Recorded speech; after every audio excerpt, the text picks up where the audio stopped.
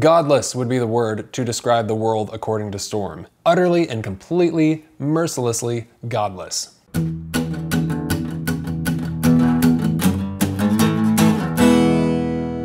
than food, man. Good afternoon, everyone. Welcome to Better Than Food Book Reviews. I'm your host, Clifford Lee Sargent, and I'm not dead yet. Get that coffee. Great to see you, as always. So since the last time we saw each other, it seems we've found ourselves in a pandemic. I moved across the country in a 16-foot truck, and here I am in Portland, Oregon, safe and sound. For how long? None of us know. Whatever, fuck it, bring it on. Lately, I've been feeling as if God is just laughing at me. You too, probably. Everything has just been a fucking catastrophe. It's like my mom said the other day. It's as if God is like, you made a plan? Oh, Satan, hold my beer. Watch this. That's actually pretty close to the Book of Job, but you know. Seems like this would be a good time to be reading. So if you're new here, this is a gateway drug to literature. This YouTube channel is where I help you try and find the greatest books you've ever read. Anyways, today is The Rider on the White Horse by Theodor Storm. Yeah. Great book. Beautiful NYRB edition. I am sponsored by them, sort of. It's several short stories, plus this novella, the titular one, The Rider on the White Horse, Der Schimmelreiter. The characters in these stories face various struggles against man, against nature, against death, chaos, time, maybe fate. It's a Northern Germanic ghost story that reminded me of something like The Seventh Seal crossed with The Legend of Sleepy Hollow. So yeah, Der Schimmelreiter, which literally translated means the pale rider, and in this version is called The Rider on the White Horse, was the last novella written by Theodor Storm, and it was published in 1888, which was the same year he died. It seems like an important piece of German literature. I've been told it is, and it was sent to me by a friend and patron of the show who's from Kiel, where Storm spent some time, I think. I think he went to law school there. I've never visited that part of the world, but I would love to. It reminds me of the coastal region of the Pacific Northwest in some ways. This nautical atmosphere, this antagonistic but beautiful nature everywhere, you know? It's like it's very beautiful to look at, but it can kill you in a second, that kind of thing. This review shall contain spoilers, just a heads up. Theodor Storm was a German author associated with German realism. Several other stories are included in this collection. They have recurring themes. All of them are dark and bleak with a heavy reverence for nature. A couple of the stories concern lovers who are separated for a very, very long time until it's too late. In one of them, a woman is married off to a man's friend while he's at school. He just waits too long. And in the other, a man and woman are separated for, I believe, a lifetime. And right before he finally returns to her in her village or town, now an old woman, she dies of natural causes. I really enjoyed the one before the title story, the second to last, called Aquas Submersus. It's about a man who discovers a painting, a portrait of a dead child with a water lily in his hand. And then he finds some texts related to the painting. It's kind of a mystery. And those texts that he discovers relay the story of the painter, who fell in love with a woman who was above his class level and was separated from her but found her again after she was married to a pastor. And it turns out that the little boy that they have was his son, and that is the deceased child in the painting. So I won't tell you the secret behind the portrait, but of course it's deeply tragic. All of Storm's stories deal with regret, loss, guilt, characters who are simply too late because of circumstance, time, luck, their situations, because of forces, it seems, that are beyond their control. Dispassionate and wholly unsympathetic to the passions, desires, or needs of humans. Storm is very, very focused on this. That's the thread connecting all of these. Godless would be the word to describe the world according to Storm. Utterly and completely, mercilessly godless. A cold, cruel, and dark world with aristocrats and witch burnings and that kind of thing. 1600s, old Europe. And the fridge turned on. I'm in a studio now, so it's kind of all the same room. People who believe in God. Storm doesn't treat them with snobbish disdain or criticism or cheap attacks. Storm is not trying to convert anybody to atheism. Their behavior is strikingly reasonable given the circumstances, at least for me. And that's the fantastically tragic part. Their author allows you to come to the conclusion that their world is godless in spite of their greatest hopes and attempts at piety. He doesn't rub it in your face. He doesn't need to. Nature does that for you. Telling the stories, which are of course very stern and tragic and almost unbearably Bergman-esque, are quite enough. Wind-swept coasts, dark forests, black oceans, and fog. A very Werner Herzog atmosphere, right? Very, very fucking German. Nature and the harmony of overwhelming and collective murder. It's slow going, and it's very straight to the point.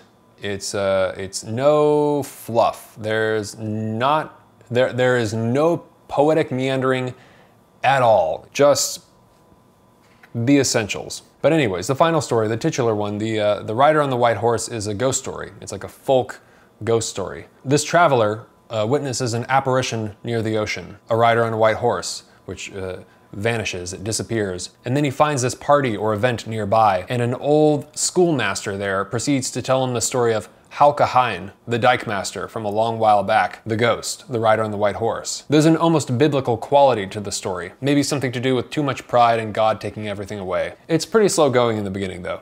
It's building up this story with all of its details and minutiae about a man named Hauke Hein and his struggles against the townspeople in this coastal village, his gradual rise to power as dike master, you know, taking care of the old dike and building a new one, keeping the town safe from the ocean by planning and building this new large dike, of which he becomes very proud. But that's the problem, as God seems to have other ideas. In the dramatic climax, the worst storm ever hits the town. The dike is literally crumbling under his horse's hooves as he rides in the storm trying to find a solution, only to watch helplessly as this dike is effortlessly destroyed by the ocean. There's an old folk and pagan quality to the story as well, the emphasis on nature, a little bit of myth and the supernatural, and the sacrifice element, which is part of the climax. You see, to make these dikes in the coastal town effective, the rumor that Hauke hears is that they buried a living child in the dike when it was built, a child bought from a gypsy in town. Gruesome, but in their eyes essential. While they're building his dike, and he's barking orders at the men, and things are getting pretty tense, one of the men, he doesn't know who, we don't find out, in this act of cruelty, throws a dog into the dike, as a sacrifice, we can only imagine. Hauke gets infuriated, but doesn't discover who did it, so he takes the dog home and adopts him. So he finishes the dike and he grows very proud of it, and like I said, a storm, worse than any other they've ever had, begins to destroy the dike, literally crumbling under the hooves of Hauke and his white horse, when they're standing on it in the storm. And finally, he sees his wife and child swallowed by the storm. They're like trying to escape his house or something, or they're trying to find him because he said, I have to go back, I have to go back out into the storm, and they might be trying to find him or save him or something. He actually witnesses the storm swallow them, and he says, "Here, God, take me, but let the others alone," and jumps into the ocean with his horse. He jumps in to the place where the dike caved in the newly opened chasm, as if he is the sacrifice to the dike or ocean to keep his family safe. That was my interpretation, at least. I'm gonna read you a bit so you can get a feeling for it. The squall roared up terribly from the sea, straight into its face. Horse and rider galloped up to the narrow path and out onto the dike. Once there, Hauke halted the horse quickly. But where was the sea? Where was Jeversund? Where was the other shore? He stood there face to face with sheer mountains of water that reared against the night sky, clambered up over one another's shoulders in the terrible twilight, and rushed, one white-crowned avalanche after another, against the shore. They howled like savage animals of the wilderness. The white horse pawed the ground and snorted into the storm, but the rider felt that here, at last, human strength had reached its limit.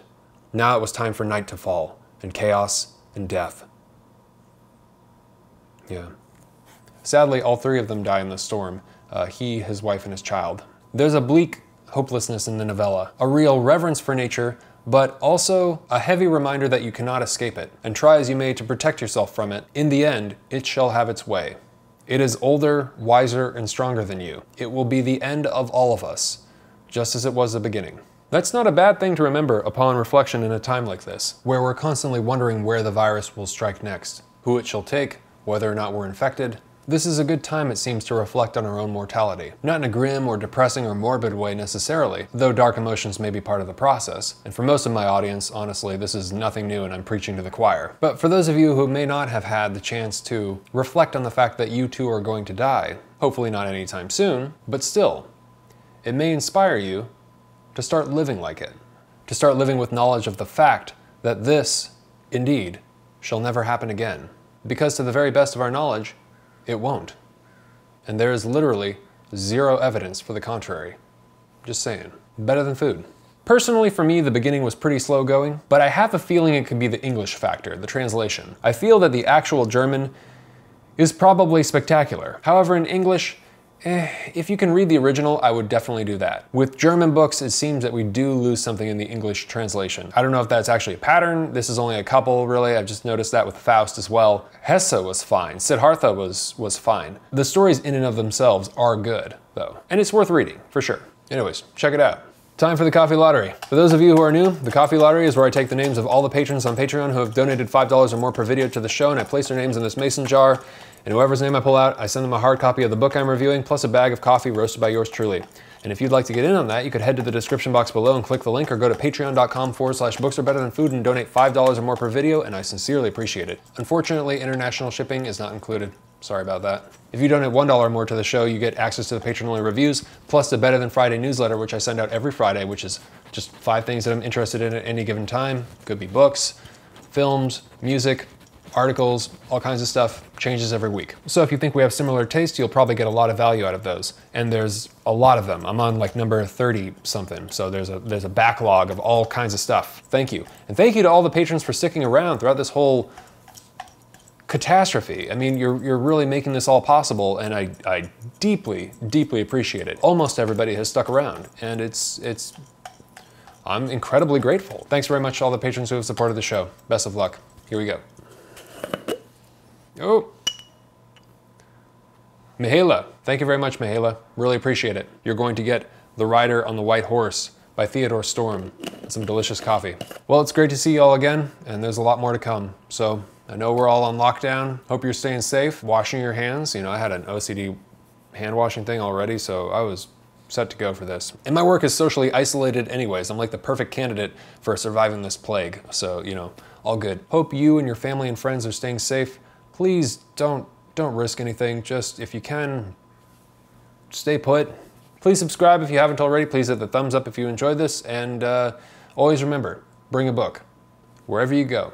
Never know you'll have 5, 10, or 15 minutes to read, and instead of looking at social media or reading the news about the latest coronavirus updates, which is unfortunately what I've been doing, I don't need to do that as much as I have been, and it doesn't really help me anymore. If you bring a book, you will be reading more, and now we all probably have a little more time to read. For some of us, maybe a lot more time to read. So please stay tuned. There's going to be a lot coming. Thank you for watching. Great to see you as always. Take care of yourselves. Stay safe.